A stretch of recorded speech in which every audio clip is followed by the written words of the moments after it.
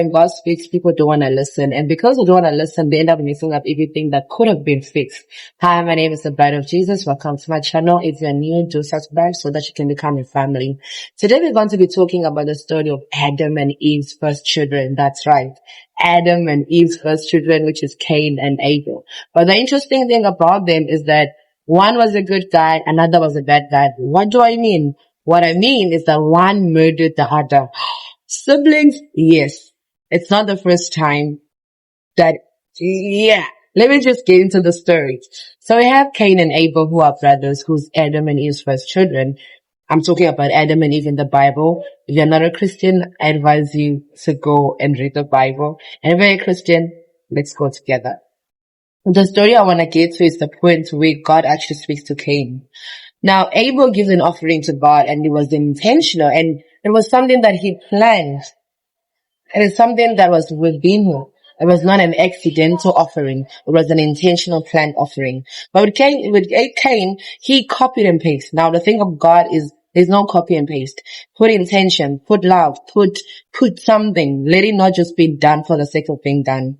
Then Abel, whose offering was from the heart, God was pleased with him. And the Bible says that and God is not after I don't know if this is a scripture that says it so well, that God cares more about the heart than the other things. Like he wants to work in the heart. He wants to see if the heart is in it and is willing.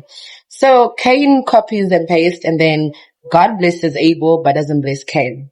Now Cain gets angry. He's like, why would you do that, God? Why are you not blessing me as like my brother? Jealousy comes in. I'm sure jealousy is a normal thing. It's a normal human response. And this is what I want to highlight here.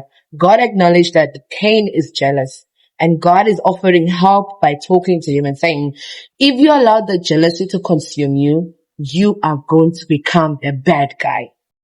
Guess what Cain does? God told him to get rid of that jealousy. How can you get rid of jealousy? It's something that we can get talking in this video now, because that's the point I want to get in. How can you get rid of jealousy? If jealousy is a normal human emotion, how do you get rid of it as a child of God? So now, yes, this is the main point. Like, how do you deal with jealousy? Because jealousy is a normal human feelings, and you can't ignore it. No matter how rich and perfect you are, that emotion is gonna come in you sometimes. So how do you deal with it as a child of God, as a person who actually just wants to get rid of jealousy and you don't want to be a better jealous person? So the first way is that you have to acknowledge that you are jealous. Acknowledge that you are sick and that you need help. Once you acknowledge it and understand it, then we have the underlying problem. The next thing you need to understand that take it to God. Lay down in prayer and say, God, I'm jealous because A, B, C, D, E, F, G, H, I. Lay it all down in the feet of Christ. Because God has a solution the same way God approached Cain and said, there's something in your heart that I don't like. There's jealousy in your heart that I don't like. And God didn't like it for him because it was going to ruin him. At the end of the story, we see that jealousy consumed him and turned him into a murderer. If you don't deal with the jealousy in your heart, it's going to consume you and turn you into a bad guy. It's going to consume you and turn you into a villain. The next step you can take is be content. Count your blessings.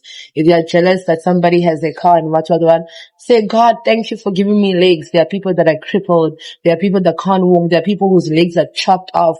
Start being grateful for the little things that you have.